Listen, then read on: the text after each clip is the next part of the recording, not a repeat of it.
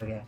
Instruction level paradigm जो है वो मेजर करता है मैनी ऑपरेशंस को, जो एक प्रोग्राम है, लेकिन वो प्रोग्राम जो है पैरेलल है और at the same time. It means कि दो तरीके के अगर प्रोग्राम हैं तो उनको क्या करता है, मेजर करता है और मैनी ऑपरेशंस उस पर डिफाइन करता है।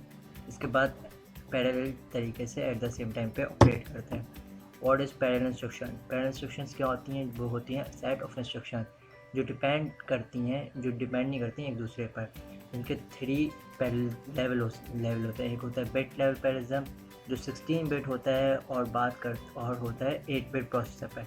सेकंड होता है इंस्ट्रक्शन लेवल पैरेललिज्म जो लूप लेवल पैरेललिज्म है, जो लूप के तरीके से चलता है, मतलब फॉर के लूप में चलता है।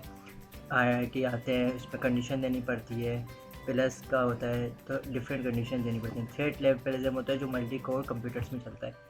एग्जाम्पल के तौर पे हमने यहाँ पे दिखाया हुआ है कि जैसे कि 2 ऑपरेशन लिए हुए हैं, एक ई वेरिएबल का स्टोर कराया है जिसमें ऑपरेट हो रहा है ए प्लस बी, मतलब सम हो रहा है, और दूसरी तरफ है कि एफ का हमने वेरिएबल स्टोर कराया है जिसमें सी प्लस डी ऑपरेट कर रहे हैं। जैसे ए प्लस बी, एक ए इनपुट है जो बी भी इनपुट है, वो ऑपरेट कर रहे हैं सम। ऑपरेशन हो रहा है उनका सम का, जो स्टोर होकर आंसर आएगा उनका वो ई में आएगा। इसी तरह से एफ का होगा। उसके बाद हमने एक जी का वेरिएबल लिया है जिसमें फंक्शन हमने कराया मल्टीप्लाई का, जो ई और एफ का आंसर आएगा वो आपस में जो प्लस होकर आंसर आएगा उसको मल्टीप्लाई कर देगा और वो स्टोर कर देगा जी में। तो एक छोटे से एग्जाम्पल हो गई है। उसके बाद YILP हम क्यों यूज़ करते हैं इंस्ट्रक्शन लेवल पैरेललिज्म को? इसके बहुत सारे गोल्स हैं कंपाइलर में यूज़ होने के लिए। डिज़ाइनर्स जो हैं यूज़ करते हैं much ILP as possible. Ordinary programs में एग्जीक्यूट हो सकते हैं, इंस्ट्रक्शन इन सीक्वेंस हैं after another written in by programs, इसमें ऑर्डर की तरीके से आप प्रोग्राम्स को लिख सकते हो। Overlap of execution and multiple instructions even change order of instruction executed, ये सब इसकी ज़रूरत थी। ILP टेक्निक्स क्या है कि इंस्ट्रक्शन लेवल पैरेललिज्म की टेक्निक्स कौन कौन सी हैं? वो है instruction pipelining, super scalar, out of order execution, register renaming, speculation execution, branch prediction, ये सब इसकी टेक्निक्स हैं। इंस्ट्रक्शन पाइपलाइन क्या होती है कि an instruction pipeline is a technique, ये एक ऐसी टेक्निक है जो यूज़ होती है design of modern micro processors के लिए, मतलब कि आप जो CPU डिज़ाइन करते हैं उसके लिए आपकी इंस्ट्रक्शन पाइपलाइन यूज़ होती है। पाइपलाइनिंग का आइडिया जो है वो मेन आइडिया है divide processing of CPU instruction of series independent steps micro instructions storage in each step. It means के पाइपलाइनिंग हम समझेंगे इस एग्जाम्पल के थ्रू। इसमें मतलब कि एक जो पूरी डाटा है, जैसे हम देख सकते हैं कि डाटा फैच हो रहा है, इंस्ट्रक्शन डिकोड हो रही है, एग्जीक्यूट हो रही है और मेमोरी में एक्सेस हो रही है, एंड रजिस्टर में फाइनल रिजल्ट मिल रहा है। इट मीन्स ये वर्क करते हैं स्टेप बाय स्टेप। तो ये इसकी एग्जाम्पल हो गई है पाइपलाइनिंग की।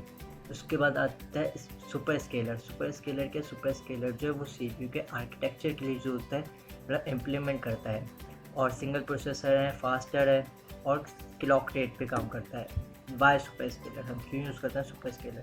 तो सुपर स्केलर जो है वो प्रोसेसर एग्जीक्यूट करता है मोर देन वन इंस्ट्रक्शन, मतलब एक इंस्ट्रक्शन से, मतलब जो हमारा पाइपलाइनिंग कर रहा था वो एक एक इंस्ट्रक्शन पे काम करता है स्टेप बाय स्टेप, लेकिन यहाँ पे एक इंस्ट्रक्शन आएगी उसके बाद दूसरी इंस्ट्रक्शन आएगी, लेकिन क्लॉक वाइज काम होगा और मल्टीपल इंस्ट्रक्शंस पे काम हो सकता है। तो इसकी एग्जांपल ये है कि जैसे कि इफ़ में एक इंस्ट्रक्शन आ गई है, वो भी चल रही है पीछे बैक हेड पे, दूसरी इंस्ट्रक्शन आ गई, मतलब दूसरा डाटा आ गया तो वो भी चल रहा है, लेकिन क्लॉक वाइज काम हो रहा है। इसमें फर्स्ट इन फर्स्ट आउट का काम है, मतलब फीफो चल रही है।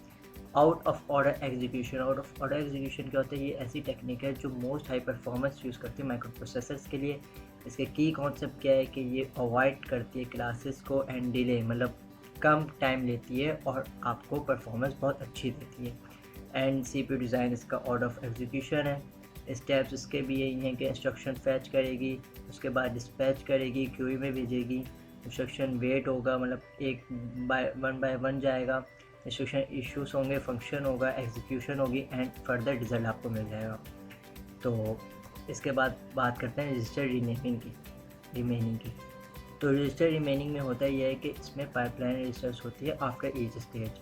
इट मीन्स के store information from instructions, calculation, logic gates and next stage can do next step. It means के इस लाइन का मतलब यह है कि आपकी जो इंफॉर्मेशन स्टोर हुई हुई है वो कैलकुलेट होगी लॉजिक गेट्स के थ्रू, एंड हर स्टेज पे आपको नेक्स्ट स्टेप पे अलग अलग एग्जीक्यूशंस मिलेंगी।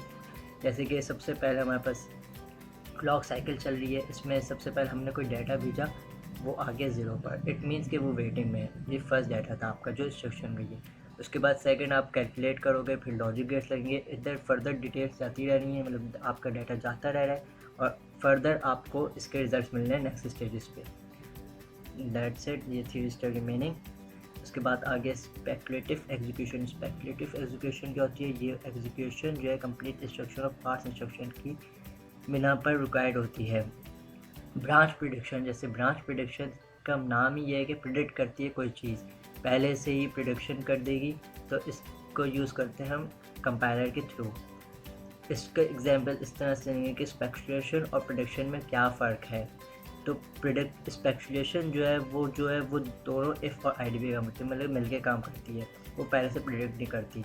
जैसे keep the instruction pipeline full wear prediction, मतलब जो उसको इंस्ट्रक्शंस मिलेंगी पाइपलाइन के थ्रू वही वो प्रिडिक्ट करेगी।